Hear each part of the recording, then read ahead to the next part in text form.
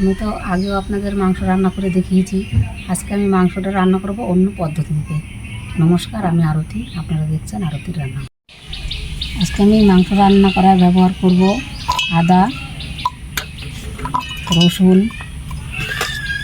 লঙ্কা, পেঁয়াজ কুচি, জিরে।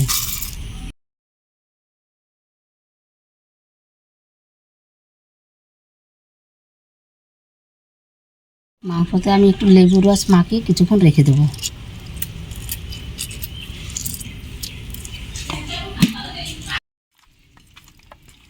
কেটে নেব, আলুটা একটু ছোটো সাইজ করেই কেটে নেবো, নাহলে মাংসটা ভাপা দেবো তো, তাহলে ভালো সিদ্ধ হবে।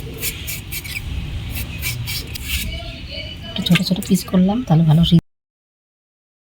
মশলাটা ভালো করে পেস্ট করে নিয়েছি। উনুনের আগুনটা ধরিয়ে দিয়েছি।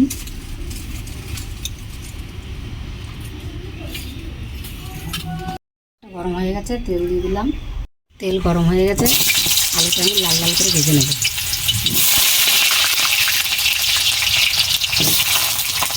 আলুটা ভাজা হয়ে গেছে, এবার আমি নামিয়ে নেব।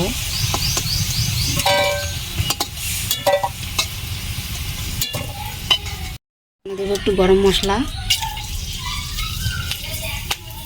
আর কাঁচা জিরে।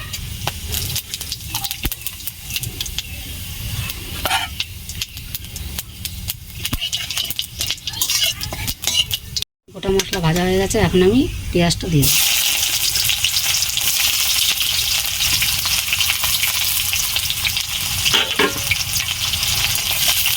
পেঁয়াজটা আমি ভেজে লাল লাল করে নিয়েছি, এখন পেস্ট করা মশলাটা দিয়ে দেবো।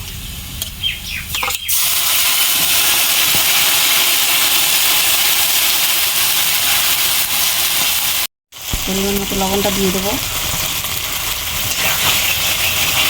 মশলাটা ভাজা হয়ে গেছে, তেল তেল বেরিয়ে এসছে, এখন আমি মাংসটা দিয়ে দেবো।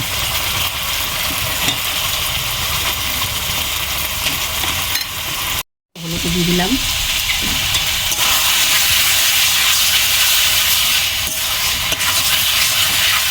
মাংস কষানো হয়ে গেছে, এবার আমি নামিয়ে নেব। মাংসটা আমার কষানো হয়ে গেছে, এখন আমি এই বাটির মধ্যে নামিয়ে নেব। এটার মধ্যে এটার করেই ভাপা দেবো। মাংস কষার মধ্যে ভাজা আলুটা দিয়ে দেবো। তারপরে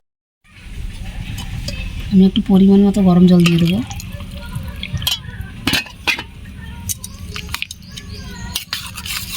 একটু ঘেটে তারপর ঢাকনা দিয়ে ঢেকে আটকিয়ে দিই। ভালো করে আটকিয়ে ফুটন্ত জলে বসিয়ে, কড়ার জলটা ফুটে গেছে, ফুটন্ত জলের মধ্যে আমি ডিম বাড়িটা বসিয়ে দেবো। জিনিস চাপা দিয়ে রাখলাম, আপনারাও চাপা দিয়ে রাখবেন।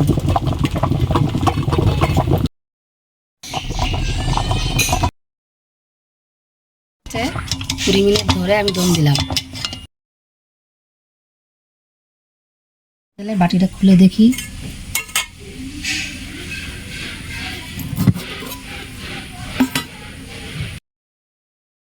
লাইক, কমেন্ট, শেয়ার, সাবস্ক্রাইব করে